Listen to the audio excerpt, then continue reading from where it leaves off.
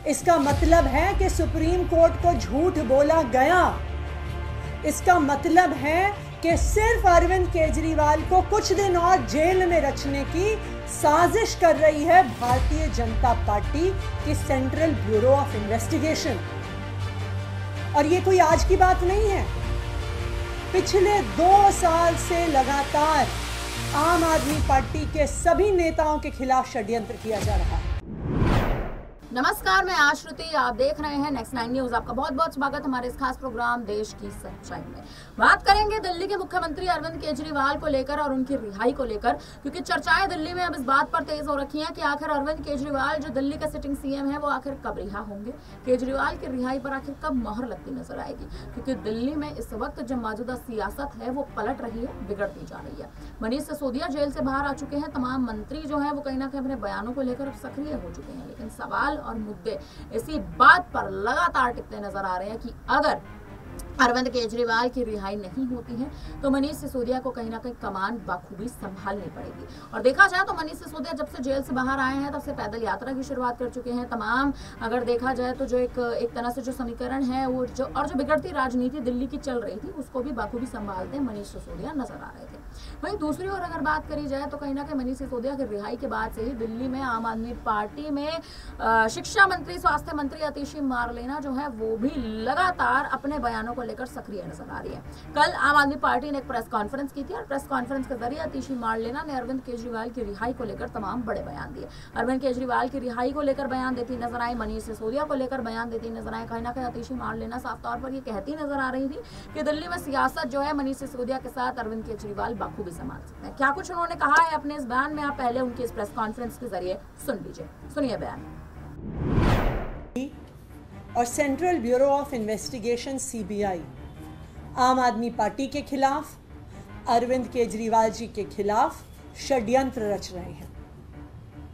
यह षड्यंत्र पिछले 2 साल से चल रहा है, लेकिन इस षड्यंत्र का प्रमाण पूरे देश के सामने आज आ गया है। कल सुप्रीम कोर्ट में अरविंद केजरीवाल जी की बेल की हियरिंग थी। उस बेल की हियरिंग में भारतीय जनता पार्टी की सीबीआई ने सुप्रीम कोर्ट के सामने खड़े होकर बोला कि हमें इस मामले में एफिडेविट फाइल करने में समय चाहिए।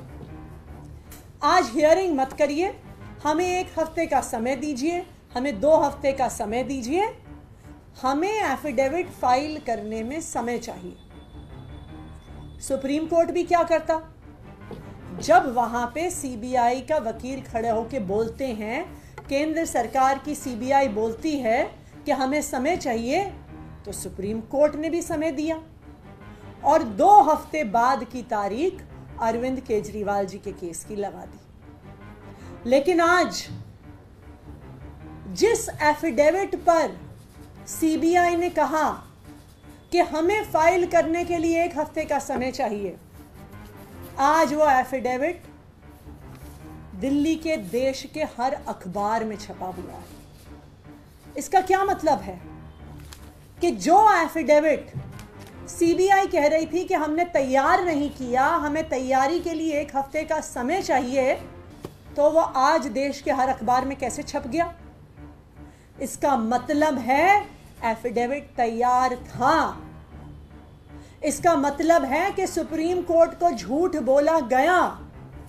इसका मतलब है कि सिर्फ अरविंद केजरीवाल को कुछ दिन और जेल में रखने की साजिश कर रही है भारतीय जनता पार्टी की सेंट्रल ब्यूरो ऑफ इन्वेस्टिगेशन।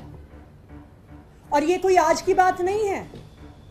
पिछले 2 साल से लगातार आम आदमी पार्टी के सभी नेताओं के खिलाफ षड्यंत्र किया जा रहा है।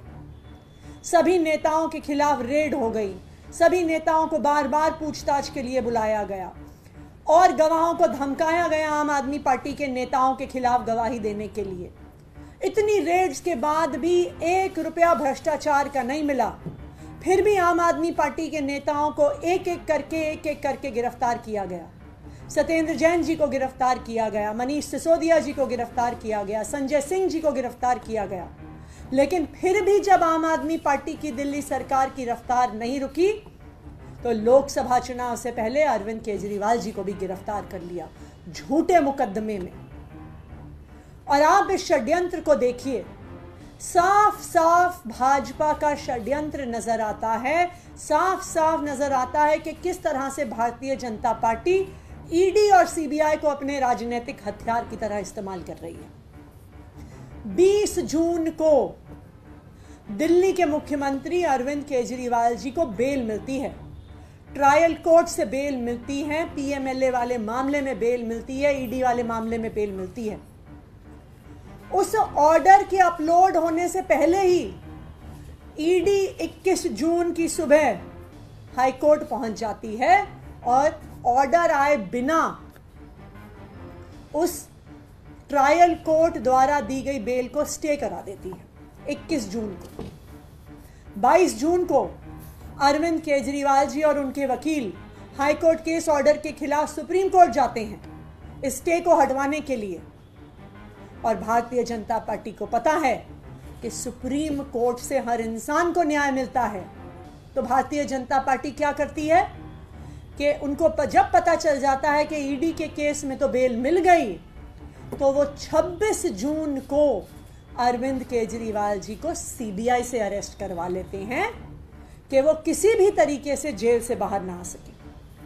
तो जब 11 जुलाई को अरविंद केजरीवाल जी को सुप्रीम कोर्ट से भी ईडी के मामले में बेल मिल जाती है, फिर भी आज 24 अगस्त तक अरविंद केजरीवाल जी षड्यंत्र की वजह से जेल से बाहर नहीं आ पाए। जब अरविंद केजरीवाल जी का यह मामला, सीबीआई की गिरफ्तारी का मामला सुप्रीम कोर्ट पहुंचता है, सीबीआई को 2 हफ्ते मिलते हैं, उनको जवाब फाइल करने को दिया जाता है, तो कल कोर्ट में सीबीआई आके खड़ी हो जाती है और कहती है कि हमें और समय चाहिए। ये अखबार इस बात को साबित कर देते हैं कि सीबीआई को समय नहीं चाहिए था।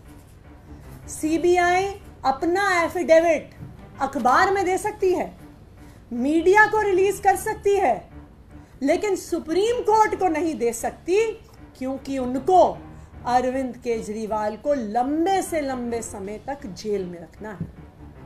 और ये पहली बार नहीं है। जब मनीष सिसोदिया जी का केस सुप्रीम कोर्ट में लगा तो इन्होंने बिल्कुल वही चीज करी। 15 जुलाई को हियरिंग थी मनीष सिसोदिया जी को। इसी तरह से भारतीय जनता पार्टी की ईडी और सीबीआई आके सुप्रीम कोर्ट को कहते हैं कि हमें और समय चाहिए, हम जवाब नहीं फाइल कर पाए हैं, और उसी वजह से 15 जुलाई की हियरिंग 29 जुलाई तक पोस्टपोन हो जाती है।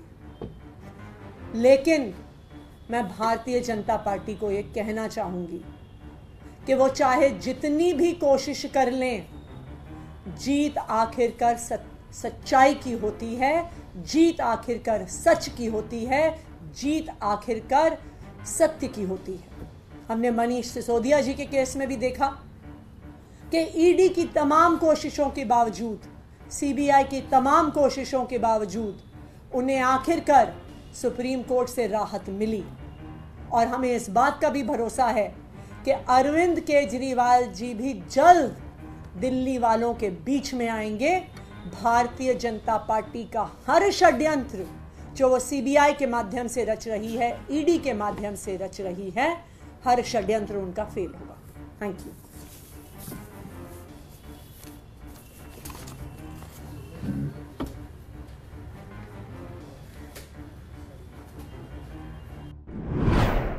तो सुना आपने किस तरह से अतिशी मारलेना साफ तौर पर करारे बयान देती नजर आ रही है, ईडी और सीबीआई की रणनीतियों को साफ तौर पर नकारती नजर आ रही है। ये कहती नजर आ रही है कि सीबीआई भी अब अरविंद केजरीवाल को ज्यादा लंबे समय तक जेल में नहीं रख पाएगी। यानी सीधे तौर पर अगर देखा जाए तो अतिशी मारलेना को भी इस बात का भरोसा है कि अरविंद केजरीवाल अब बेहद जल्द जेल से बाहर आएंगे। बात अगर अरविंद केजरीवाल की कर ली जाए तो 5 सितंबर तक सुप्रीम कोर्ट ने जो उनकी न्यायिक हिरासत को टाला है, न्यायिक हिरासत बढ़ाई है, यानी तिहाड़ जेल में सीबीआई के मामले में अरविंद केजरीवाल अब जेल में बंद रहेंगे। देखना अब ये दिलचस्प है कि क्या अतीशी का ये बयान, अरविंद केजरीवाल का जेल में बंद रहना और मनीष सिसोदिया का कहीं ना कहीं जेल से बाहर आना, जिस हिसाब से दिल्ली के समीकरण को कहीं ना कहीं बदलता नजर आ रहा है, क्योंकि मनीष सिसोदिया 17 महीने के बाद जो जेल से बाहर आए हैं, दिल्ली में राजनीति को बाखूबी संभालते नजर आ रहे हैं।